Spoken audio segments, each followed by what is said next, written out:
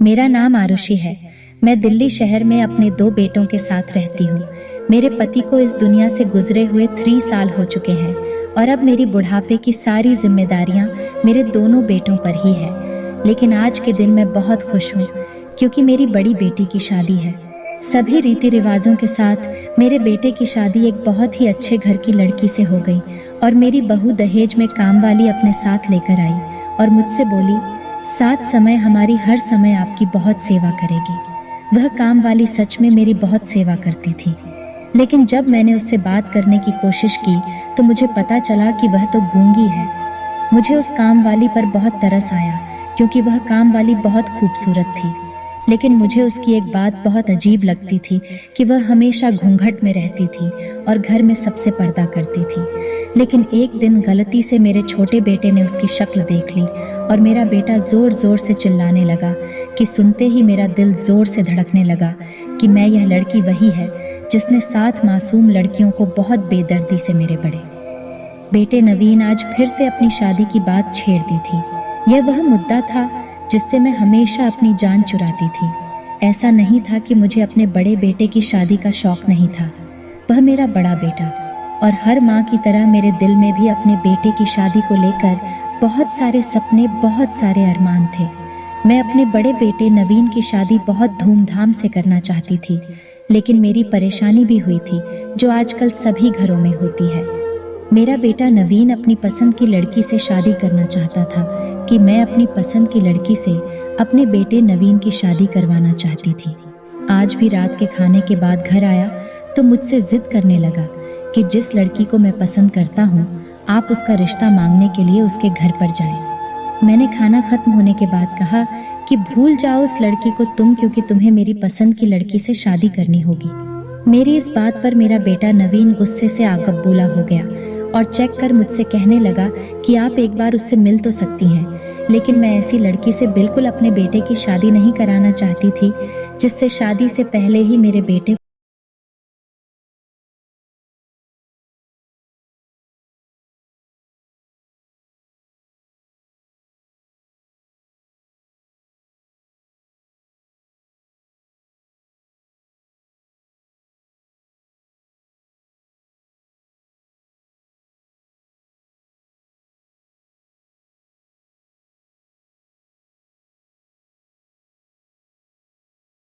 था। मैं तो अपने बेटे का गुस्सा देखकर पागल ही हो गई और मैंने घबराते हुए कहा, पागल हो गए हो क्या, इसे नीचे रखो, गोली चल जाएगी। लेकिन मेरा बेटा उसे मैं बहुत जज्बाती हो रहा था और उसके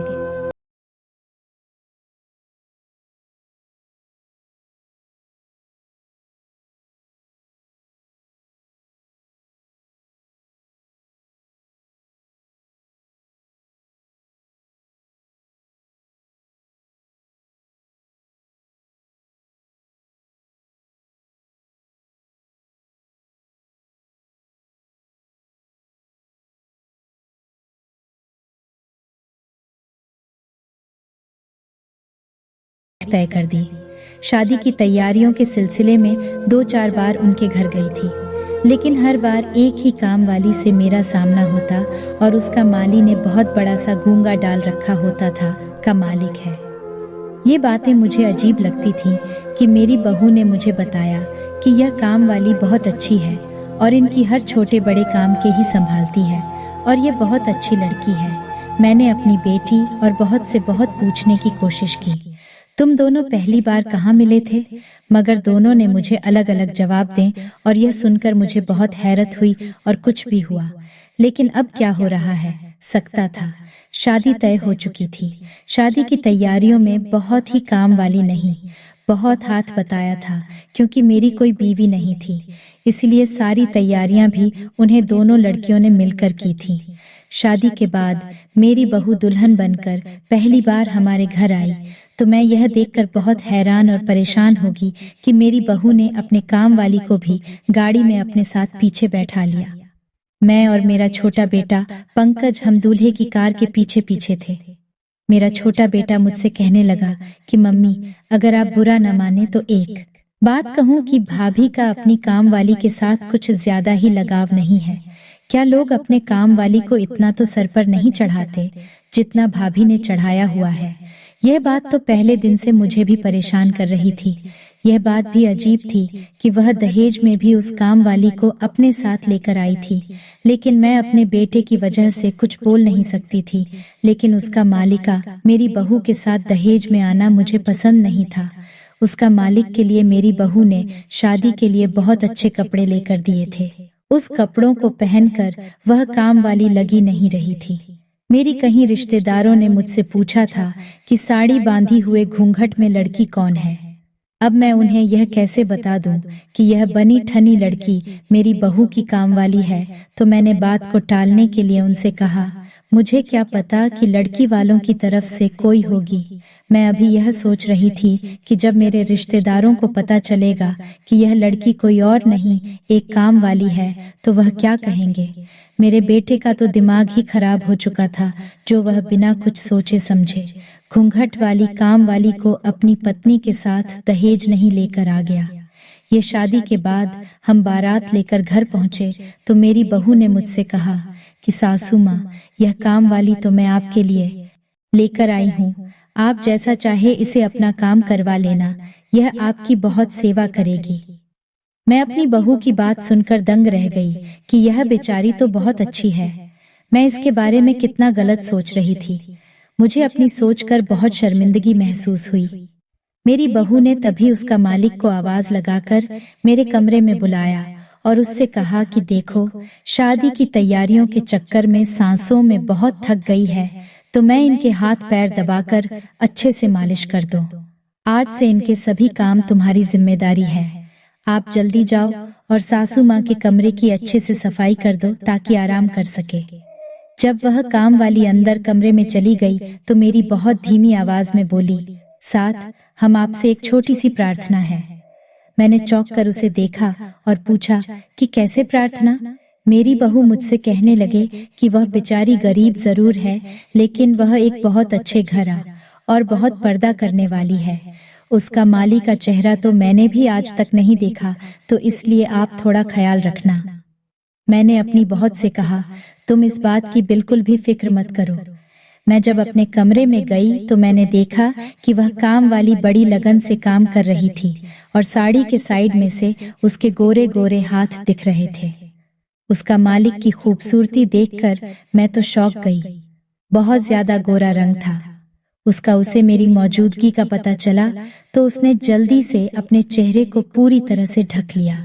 मैंने उसका मालिक को आवाज देकर पूछा कि क्या नाम है तुम्हारा। उसने इशारा करके मुझे बताया कि मैं तो गूंगी। मुझे उसका माली पर बहुत रहम आया कि बेचारी इतनी खूबसूरत है और उसने कैसा भाग्य पाया है। एक तो काम वाली ऊपर से गूंगी है। वह काम वाली बहुत काम की थी, मेरा बहुत ध्यान रखती थी, मेरी बहुत देर कर दी थी। मेरी बहू के काम करने से पहले वह मेरे काम किया करती थी। मैं उसे बहुत खुश रहने लगी थी, लेकिन मेरा छोटा बेटा उसके घर से बहुत ज्यादा छोड़ता था। कुछ था भी, वह बहुत ज्यादा हाथी था। जब भी वह काम वाली उसके सामने से जाती है, रुक कर खड़ा हो जाता है और उसे कहता है कि घूंघट ऊपर करके मुझे अपना चेहरा दिखाओ, तभी मैं तुम्हें जाने दूंगा।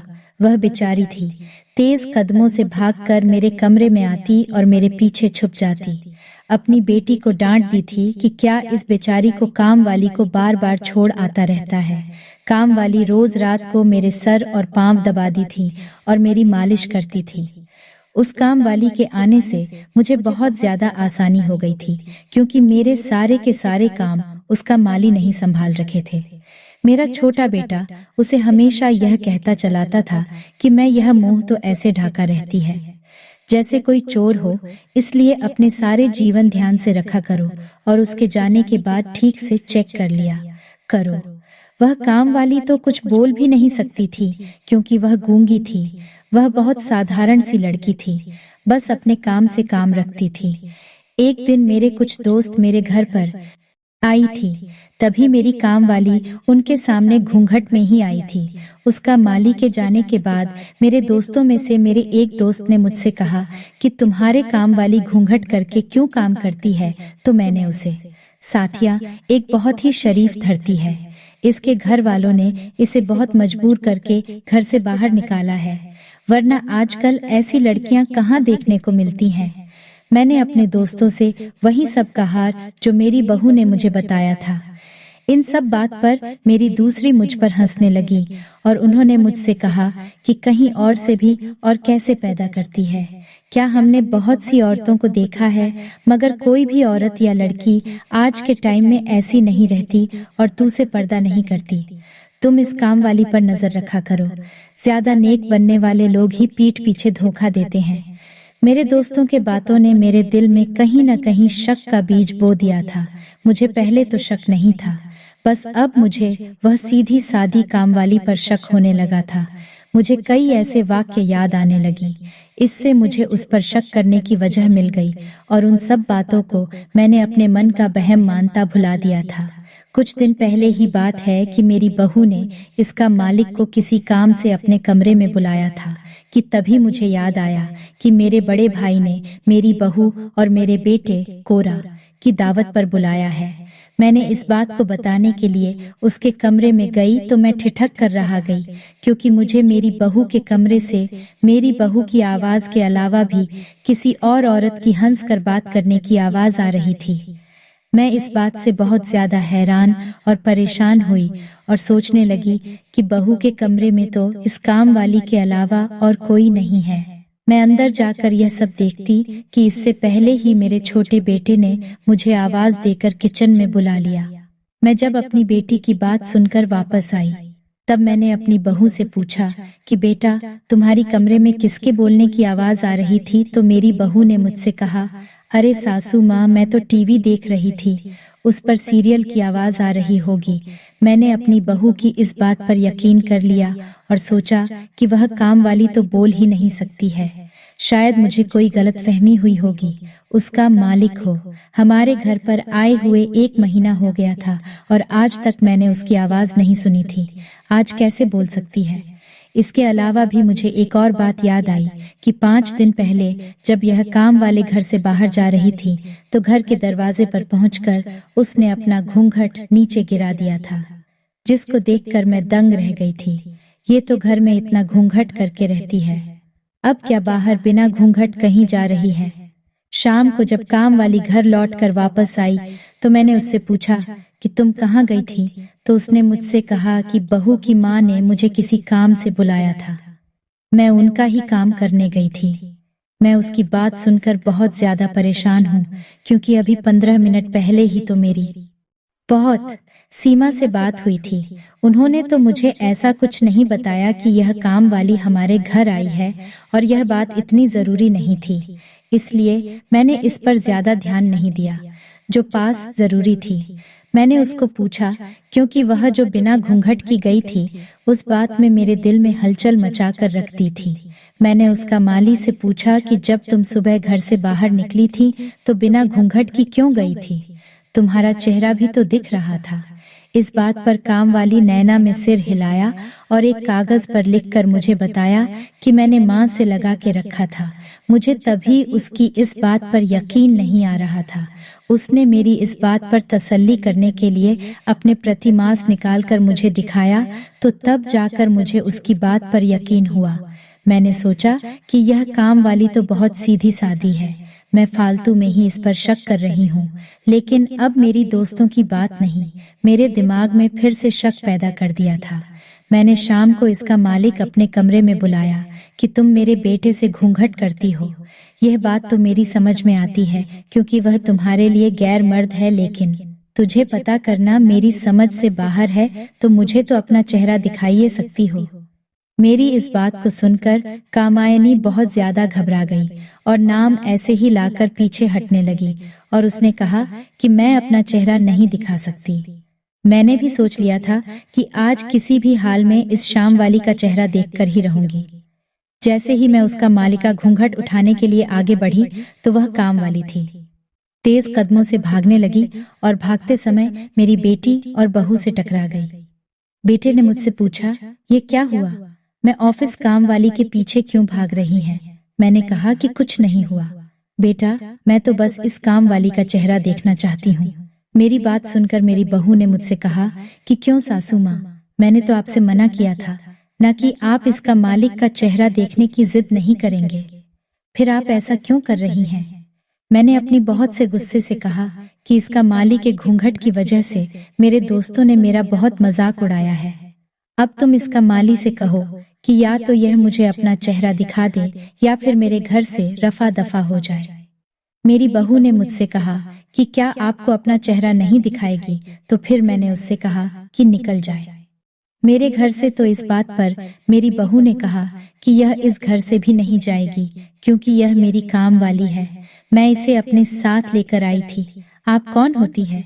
मेरी काम वाली पर हुक्म चलाने वाली अपनी बहू की इस बात को सुनकर मैं दंग रह गई कि क्या मेरी बहू एक काम वाली के लिए मुझसे इतनी लड़ाई कर रही है, मुझसे इतनी बदतमीजी से बात कर रही है। और इतना ही नहीं, मेरा बेटा वहीं पर चुपचाप खड़ा था, अपनी माँ की बेइज्जती होते हुए देख रहा था। जब मैंने घूमने वाली नजरों से बेटे की तरफ देखा तो उसने मुझसे कहा, किया आप सास बहू और इसका मालिक का मामला है, आप लोग आपस में मिलकर ही इस मामले का हल निकालें। इस बात को कहकर मेरा बेटा घर से बाहर चला गया। मेरी बहू ने मुझे बुरा सा मुंह बनाकर देखा और इसका मालिक हाथ पकड़कर उसको अपने कमरे में ले गई। मेरा छोटा बेटा कुछ देर बाद वापस घर आया तो उसने मुझसे कहा कि इस मामले से काम वाली के लिए आपको भाभी से लड़ाई झगड़ा करने की क्या जरूरत थी? आपको पता है ना, ये भाभी मुझे नया करने में मदद करने वाली है। आप जाइए और भाभी से माफी मांग कर आइए। अपने बेटे की बातें सुनकर मैं बहुत से माफी मांगने उसके कमरे में आए तो बहू के कमरे का थोड़ा सा दरवाजा खुला हुआ था। अंदर का नजारा देखकर मैं तो हक्का बक्का रह गई। वो काम वाली को गले से लगाकर तसल्ली दे रही थी। वो की बात सुनकर मैं परेशान हो गए कि क्या भला कोई अपने काम वाली सही भी इतनी मोहब्बत कर सकता है। मेरी बहू को गले लगाकर कह रही थी कि तुम परेशान मत हो कि बस कुछ दिन की बात है, मैं सब कुछ ठीक कर दूंगी और मैं सासू माँ को भी अच्छे से समझा दूंगी। मेरे थोड़ा और अंदर झांक कर देखा तो उसका माली ने अपना घूंघट उठाया हुआ था, उसकी एक साइड मुझे दिख रही थी। मैं चौंक कर अपने कमरे में वापस आ गए। मुझे बहुत ही वही बात याद आई कि उसने कहा था कि इसका माली ने तो मुझे भी आज तक अपना चेहरा नहीं दिखाया है। फिर वह काम वाले आज बहू के सामने अपना घूंघट कैसे उठाकर बैठी थी। मैं सोच रही थी कि एक मालिक तो कभी भी अपने काम वाली को गली से नहीं लगा सकती है और ना ही उसको इतना सर पर चढ़ा दी है। फिर मेरी बहू ऐसे क्यों कर रही थी, मुझे कुछ समझ नहीं आ रहा था। उस दिन के बाद से मेरी बहू ने उसका मालिक मेरे सारे काम करने से मना कर दिया था। वह काम वाली ज्यादातर मेरी बहू के ही हाथ साथ रहती थी और उसका मालिक हो मेरे करीब भी नहीं कर भटकने देती थी। मैं भी सोचकर चुप थी कि कहीं मेरे घर का माहौल खराब ना हो और कोई लड़ाई झगड़ा होने की वजह से मेरा बेटा अपनी पत्नी को लेकर मुझसे अलग ना हो जाए। मेरी बहू रोज इसका मालिक को लेकर घर से बाहर निकल जाती है। शाम को वापस आने पर दोनों यह अपने कमरे में बंद हो जाती। उन दोनों का ऐसा करना मुझे बहुत अजीब लगता था, लेकिन मैं क्या करती, मेरी तो इस घर में कोई सुनने वाला ही नहीं था। एक दिन मेरी तबीयत अचानक खराब हो गई। मैंने अपने छोटे बेटे से कहा कि काम वाली किचन में काम कर रही है, तुम जाओ और उसे कहना कि वह मुझे एक कप चाय बना कर दे दे। उस दिन इत्तेफाक से मेरा बेटा घर पर ही था, वरना इस समय मेरा बेटा अपने काम पर होता था। मेरी बात सुनकर वह उस काम वाले के पास किचन में गया। उसको गए हुए 2 ही मिनट हुए थे कि अचानक किचन से मेरे बेटे की चीखने की आवाज आई। उसकी आवाज को सुनकर मैं बहुत ज्यादा घबरा गई थी, जिसे बिस्तर से उठी और भारतीय किचन में गई थी। जब मैं किचन में पहुंची तो मैंने वहां जो नजारा देखा उसको देखकर मैं परेशान हो गई। मेरे बेटे ने उसका मालिक आवाज को पकड़ कर रखा था और दूसरे हाथ से वह काम वाली अपना चेहरा छुपाने की कोशिश कर रही थी। मैंने अपने बेटे से कहा, यह सब क्या हो रहा है? तनिष्का मालिका हाथ से पकड़ रखा है तो मेरा बेटा कहने लगा, इसीलिए पकड़ा है, भाग न जाए, मैं किचन में आया था। आपके लिए चाय को कहने तो मैंने देखा कि अपने घूंघट से अपना चेहरा साफ कर रही है और गलती से मेरी नजर उसके चेहरे पर पड़ गई और मैंने उसका चेहरा देख लिया है। यह तो मैंने हैरानी से पूछा कि फिर क्या हुआ कि इतने में ही मेरा बड़ा बेटा और बहू अपने कमरे से निकलकर किचन में आ गए। मेरी बहू आग बबूला होकर कहने लगे कि आप दोनों माँ बेटे मेरी काम वाली के साथ कैसा सलूक कर रही हैं। मेरा बेटा कहने लगा कि मैंने आपकी कामवाली की शक्ल देख ली है और मैं अभी सबको इसकी शक्ल दिखाता हूँ, और इतना कहकर उसे जबरदस्ती उसका मालिका घूंघट की चिड़िया। जब मैंने उसका मालिक चेहरा देखा तो मुझे ध्यान आया कि मैंने इससे पहले भी इसे कहीं देखा है। जरा ध्यान से देखा तो मेरे मुंह से चीख ही निकल गई। मुझे याद आया कि यह तो वही है। ये मासूम लड़कियों की का तो आजकल हर न्यूज चैनल पर नजर आ रही है। मेरे दिमाग में पूरी की पूरी कहानी चलने लगी। न्यूज रिपोर्ट नहीं बताया था कि इस लड़की ने अपने 7 मासूम दोस्तों का कत्ल बड़ी ही बेरहमी के साथ कर दिया है। पुलिस ने इसको पकड़ भी लिया था।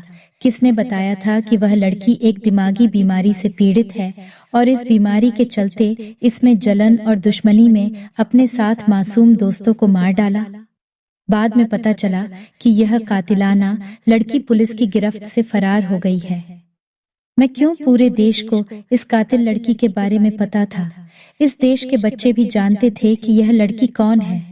इसकी शक्ल इतनी बार न्यूज चैनल पर दिखाई गई है कि अब तो इसको कोई भी पहचान सकता था। मेरे छोटे बेटे ने उस काम वाले को पहचान लिया था। मैं तो डर ही गई थी कि इतनी खतरनाक लड़की हमारे घर में रह रही है। मैंने अपने बड़े बेटे से कहा कि जल्दी से प्लीज को फोन करो। मैंने अपनी बहू के चेहरे को देखा। उसके तो चेहरे पर हवाइयां उड़ रही थीं। मैंने बेटे से कहा, मेरी शक्ल को क्यों देख रहे हो, जल्दी से पुलिस को फोन करो। मेरी इस बात को सुनकर मेरी बहू मेरे पैरों में गिर गई और कहने लगी, सच में ऐसा नहीं कीजिए, प्लीज प्लीज को मत बुलाइए। यह लड़की कोई और नहीं बल्कि मेरी बहन है, मेरी सगी बहन। तभी मेरे बेटे ने कहा, मामा मैं इस बात को पहले से जानता हूँ। इस बात को सुनकर मेरा तो दिमाग चकरा गया कि इन दोनों ने मिलकर के एक कातिल लड़की को मेरे घर में रखा हुआ है। छोटे बेटे ने जैसे यह फोन की तरफ हाथ बढ़ाया, मेरे बड़े बेटे ने उसे रोक लिया और कहा कि माँ मेरी पूरी बात तो सुनो। इतने में ही मेरी बहू की बहन बोलने लगी कि आप मेरी बात सुन तो लीजिए, फिर आपको जो ठीक लगे आप हो करना। हम 7 दोस्तों का ग्रुप था। हम सब आपस में बहुत प्यार से रहते थे और सब काम मिल जुल कर ही करते थे। मेरे दोस्त मायरा को एक लड़का पसंद करता था और उसके पीछे हाथ धोकर पड़ा था। मेरे दोस्त मेरे को बोला था, बिल्कुल भी अच्छा नहीं लगता था। वह कहती थी अजीब पागल सा है, और सच में वह लड़का पागल ही था। एक दिन अचानक और सब लोगों के सामने मायरा को प्रपोज करने लगा। मायरा के साथ साथ हम सब लड़कियों को भी बहुत गुस्सा आया कि लड़का ऐसा कैसे कर सकता है। इसी बात पर मारा ने उस लड़के के गाल पर एक थप्पड़ मार दिया और हम सभी दोस्तों ने मिलकर उसे बहुत ज्यादा बातें सुनाई। हमारी देखा देखी सब लोगों ने मिलकर उसे बहुत बातें सुनाई और उस लड़के का मजाक उड़ाया।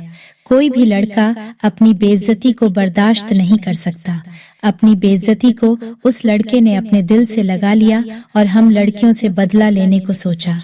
वह लड़का पहले ही साइको टाइप था।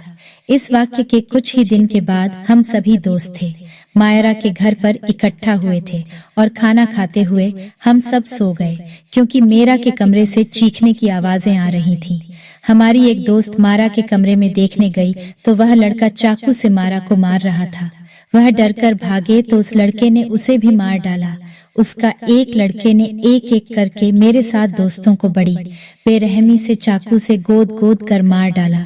मैं अपनी जान बचाने के लिए वहां खिड़की से कूद गई।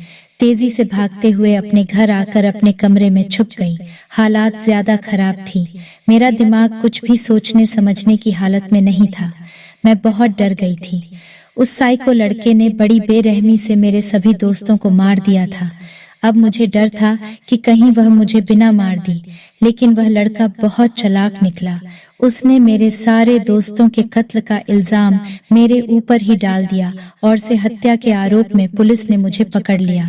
मैंने सबको सच्चाई बताई, लेकिन मेरी बात पर किसी ने लिखी नहीं किया।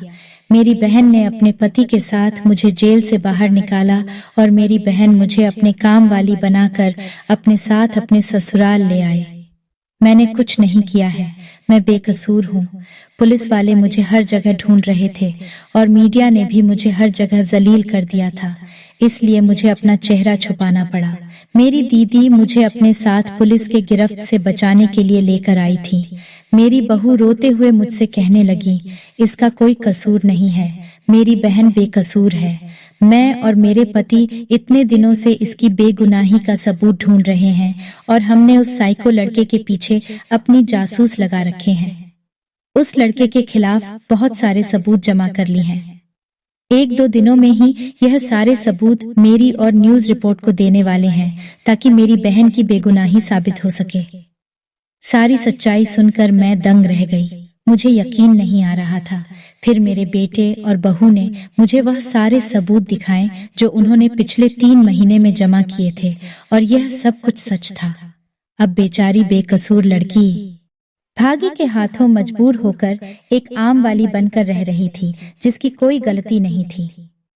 मेरी बहू ने मुझे सारे सबूत इकट्ठा किए थे, वह न्यूज चैनल में दे दिए, और वह लड़की जो बिना कुछ किए गलत इल्जाम में फंसकर जिल्लत हो और रुसवाई जी रही थी, सब लोग उसे हमदर्दी करने लगे, जो पहले उस लड़के को कातिल कह रहे थे और उसकी बेइज्जती कर रहे थे।